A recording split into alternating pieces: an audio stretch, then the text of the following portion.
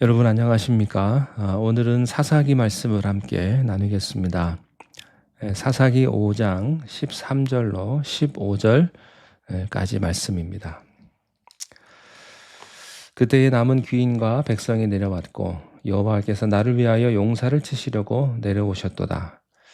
에브라임에게서 나온 자들은 아말렉의 뿌리 박힌 자들이요 베냐민은 백성들 중에서 너를 따르는 자들이요 마길에서는 명령하는 자들이 내려왔고 스불론에게서는 대장군의 지팡이를 잡은 자들이 내려왔도다. 이사갈의 방백들이 드보라와 함께하니 이사갈과 같이 바락도 그의 뒤를 따라 골짜기로 달려 내려가니 루벤 시냇가에서 큰 결심이 있었도다. 아멘.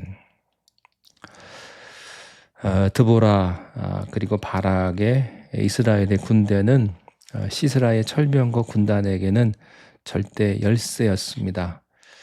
20년 동안 한 번도 이겨본 적이 없는 그 무적의 철병거 군단을 어떻게 이길 수가 있었습니까? 그 승리를 드보라가 찬양시로 노래하고 있는 것을 계속해서 살펴보겠습니다. 사사기 5장 19절 말씀에 보면 왕들이 와서 싸울 때에 가나안 왕들이 무깃도 물가 다한악에서 싸웠으나 은을 탈취하지 못하였다. 여기서 보니까 왕들이라고 되어 있습니다. 왕들이 하솔 왕을 중심으로 해서 가나안의 여러 왕들이 연합군을 구성해서 그 병력이 어마어마했다는 것을 알 수가 있습니다. 이스라엘 군대가 집결했다는 말을 듣고 이 철병거 900대와 함께 5만 명에서 10만 명 정도 되는 가나안 군대가 정말 천지가 울리도록 그렇게 몰려갔는데요. 그들은 어느 누구도 패배한다는 생각을 하지 못했을 겁니다. 항상 이겨왔기 때문에 여러 가지 전력이나 상황 속에서 그들은 꼭 이길 수밖에 없다. 이긴 당상이다. 그런 마음을 가졌을 겁니다. 그들은 패배할 수 없는 전쟁이었지만 다볼산에서 이스라엘 군대가 내려와서 이들과 딱 마주칠 쯤에 엄청난 폭우가 쏟아져서 기손강이 범람하게 됩니다. 기손강이 범람하면서 땅이 물을 흡수하지 못하니까 순식간에 그 폭우가 이루어지면서 개천을 이루게 되는데 그때 전차 군단을 그 폭우가 휩쓸게 됩니다. 그래서 전차 군단에서 사람들은 살기 위해서 자기들의 진영으로 퇴각을 하는데 그 추격하는 이스라엘 군대들에게 이제 전멸을 당하게 되는 그것이 바로 그날의 그 전투의 양상이었습니다. 19절 표현에 은을 탈취하지 못했다. 이 말은 그들은 생각지도 못했던 패배를 당하고 아무것도 취하지 못하고 멸망했다. 그런 뜻입니다. 자, 사사기 5장 20절 21절 말씀에 보면요. 별들이 하늘에서부터 싸우되 그들이 다니는 길에서 시스라와 싸웠도다. 기손강은 그 무리를 표류시켰으니 이 기손강은 옛 강이라. 내 영혼아 내가 힘 있는 자를 밟았도다. 별들이 싸웠다. 이 말은 하늘에서 폭풍과 우박과 천둥이 치면서 폭우가 쏟아졌다는 것을 말합니다. 비가 오지 않는 건기인데 그때 비가 쏟아져 내렸으니까 시스라의 군대가 얼마나 당황했겠습니까? 철병거는 땅이 단단하지 않으면 이 철병거는요 그때부터는 무기가 아니고 짐입니다.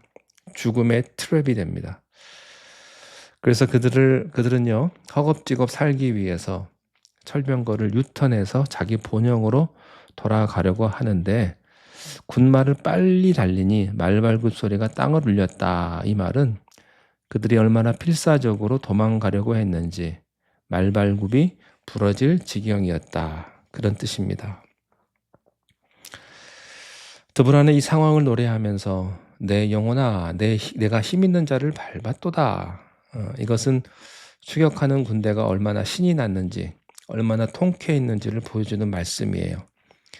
이기고 있으면서도 자기들이 믿을 수가 없습니다. 아니, 우리가 이기고 있다니. 20년 동안 숨도 못 쉬게 했던 그 무시무시한 철병거를 자기들이 지금 밟고 있다는 사실을 믿을 수가 없는 거죠. 하나님이 힘주시는 그 전투에서 그들은 용기가 마구 솟구쳤습니다. 그런데요, 이 전투는 오래전에 출애굽하는 이스라엘을 추격해 오다가 수장된 이스라엘의 전차대와 아주 흡사합니다. 그 홍해 때의 사건, 그 홍해의 전쟁이나 기손강의 이 드보라의 전쟁은 모두 하나님의 전쟁입니다. 이때까지 이스라엘 사람들은 가나안의 철병거를 보면서 이런 생각을 했어요. 철병거를 맞서려면 철병거가 있어야 한다. 철병거가 없으니까 우리는 이길 수가 없다. 그 생각이 딱 머리에 박혀 있었는데 하나님께서 철병거를 철병거로 꺾지 아니하시고 철병거를 거센 홍수로 멸망시킬지는 누가 알았겠습니까? 여러분, 하나님의 무기는 인간의 무기와 다릅니다. 철병거는요, 인간이 만든 무기고 폭우와 홍수는 천지를 다스리시는 하나님의 역사입니다. 어떤 인간의 첨단 무기도 하나님의 역사를 바꿀 수는 없습니다. 이제 이 이스라엘의 운명을 바꾼 이 승리의 전쟁에 중요한 것은 모든 지파가 다 참전한 것은 아니었다는 겁니다. 이 드보라의 찬양시 후반부에서 자세하게 다루고 있는 그런 내용들이 있는데요. 이것들을 보면 성경에서 하나님이 얼마나 디테일하게 기록하셨는가, 그 이유를 알 수가 있습니다. 전쟁에 열심히 참여한 지파, 그리고 그렇지 않은 지파들의 이름을 그 당시의 상황과 함께 상세하게 기록하고 있습니다. 그것은요, 하나님께서 이들의 결정을 아주 중요하게 생각하셨다고 하는 이야기입니다.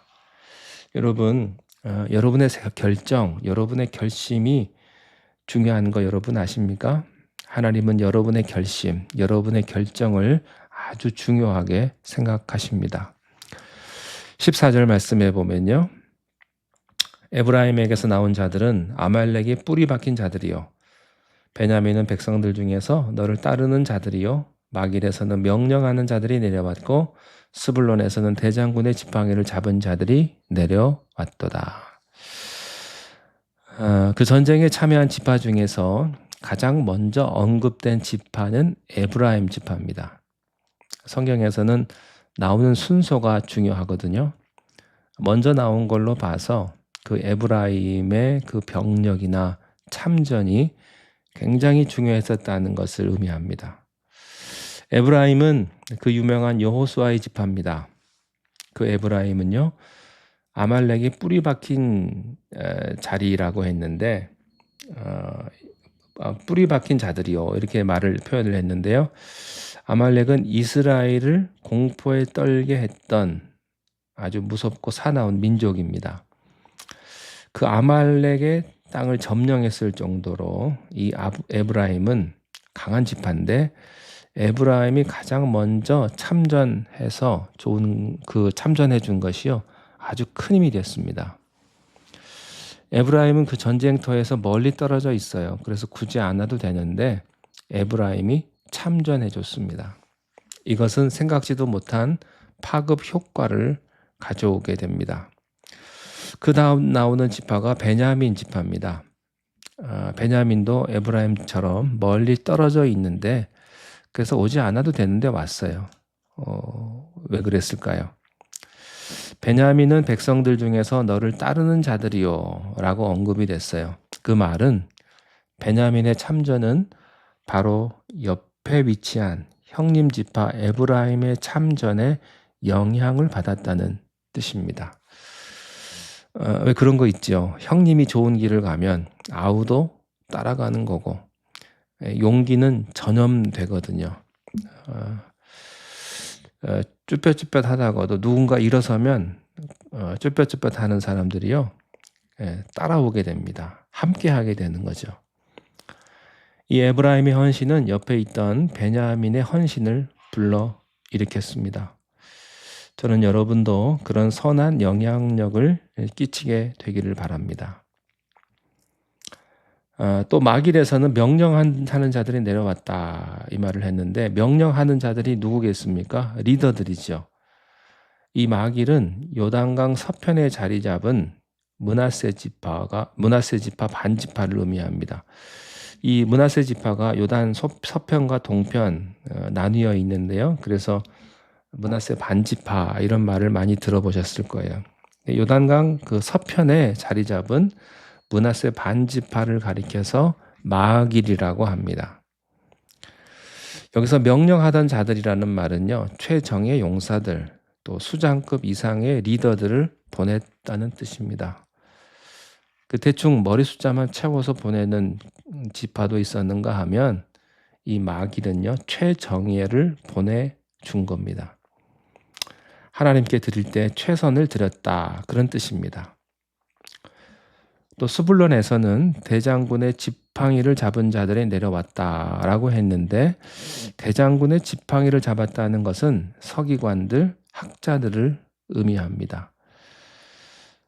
그래서 영국의 그 신학자들은 이런 표현을 했습니다. 스불론의 학자들은 붓을 내려놓고 칼을 붙잡았다. 사실 학자들이 싸움을 하면 얼마나 하겠습니까?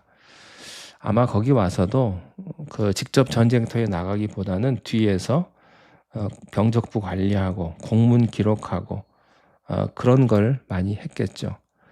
우리가 군대도 그렇지 않습니까? 전쟁터에 나가는 사람들이 있고 뒤에서 보조해주는 그 군인들도 있고요. 전쟁이라고 해서 다 창칼을 잡을 필요는 없습니다. 근데 중요한 것은 그래도 그들이 목숨 걸고 와서 자기의 은사대로 섬겼다는 데 있습니다. 이 스불론과 옆에 붙어 있는 납달리 지파의 열심은 대단했습니다. 18절 말씀에 이사갈의 방백들이 드보라와 함께하니 이사갈과 같이 바락도 그의 뒤를 따라 골짜기로 달려내려가니 루벤 시내가에서 큰 결심이 있었도다. 여러분 하나님께서는요 그냥 와서 그저 뭐 꽂아놓은 보리자루처럼 멍하니 후방에서 자리만 차지하고 있는 병사하고요. 또 목숨을 걸고 싸우는 사람의 태도를 보셨다는 겁니다. 하나님의 눈에 보기에도 스불론과 납달리는 목숨을 아끼지 않는 용맹한 군사였습니다. 그런데요, 이 스불론과 납달리가 본래 싸움을 잘하는 병사들이 많지 않은 지파입니다. 그들은 주로 장사하고 무역하고 그러는 사람들이었지 전쟁에 능한 사람이 아니었습니다. 그런데 왜 그들이 죽음을 무릅쓰고 목숨을 아끼지 않았을까? 그 이유가 있는데 그 하솔의 침략자들이요, 그 유리한 땅이 스불론과 납달리의 땅이었습니다. 그래서 가장 큰 피해를 겪었기 때문에 이들은 동기부여가 확실한 겁니다. 가장 많이 상처를 받았기 때문에 반드시 이 침략자들을 물리쳐야 한다는 것을 아는 거죠. 우리도 보면요, 가장 많이 상처받은 자가 어쩌면 가장 절박하게 헌신을 합니다. 여러분이 가장 필요를 느끼기 때문에 내가 가장 연약한 곳에서 우리는 하나님의 부르심을 확인할 수가 있습니다. 그들과 함께 또 옆에 따라온 지파가 있었는데 15절에 보면요, 이사갈에서는 방백들이라는 말이 있습니다. 이사갈의 방백들이 드보라와 함께했다. 그러니까 지도자 그룹들이 왔는데요. 이게 중요합니다. 왜냐하면 이사갈은 그 당시에 그 시세를 알고 마땅히 행할 바를 아는 사람들이라고 나중에 역대상에 나오는 말씀인데요. 굉장히 지략이 뛰어난 장수들이 많았습니다. 이들이 다 와서 참전을 했는데 이들이 뒤에 있는 게 아니고 제일 앞에 드보라와 바락과 함께 선봉대로 같이 골짜기로 뛰어들어가서 적군과 제일 먼저 맞닥뜨렸다고 되어 있습니다. 하나님께서는 싸움터에 나와서도 뒤에서 빈둥거리는 사람들과요, 그리고 앞에서 목숨을 아끼지 않고 최전방에 선 사람들을 기억하십니다. 하나님에게는 한 사람 한 사람이 소중한 거죠. 그러므로 여러분이 하나님의 일을 할 때 열심히 해야 합니다. 하나님은 여러분의 사정과 수고를 관심을 가지고 지켜보고 계십니다. 작은 일을 해도요, 미리 기도하고 준비하고 또 최선을 다하는 것입니다. 여러분, 하나님은 보이지 않는 곳에서 주의 일에 최선을 다하는 우리를 잊지 않으시는 분이신 줄로 믿습니다. 상 주시는 분이신 줄 믿습니다. 사람의 눈 의식해서 대충 하지 말고 주어진 상황에서 나의 베스트를 하나님께 드리는 그런 헌신자들이 되기를 주님의 이름으로 축원합니다. 기도하겠습니다. 하나님 아버지, 주님의 귀한 사명을 우리가 감당하기를 원하며 주님께서 우리를 부르실 때 내가 자원해서 기쁨으로 하나님 섬기며 헌신할 수 있는 마음을 하나님 허락하여 주시옵소서. 우리가 서 있는 그 어떤 곳에 서든지 우리의 최선으로 하나님 섬기게 하시고 최선을 다해 성실하게 우리의 삶을 살아가는 하나님의 백성들이 되게 인도하여 주시옵소서. 이 드보라의 전쟁에서 함께했던 그리하여 승리를 경험했던 이 지파들과 같이 우리들도 하나님께서 허락하신 이 전투에서 우리가 열심으로 승리하여서 귀한 승리의 축복을 경험하는 우리 모두가 되게 인도하여 주시옵소서. 예수님의 이름으로 기도하옵나이다. 아멘.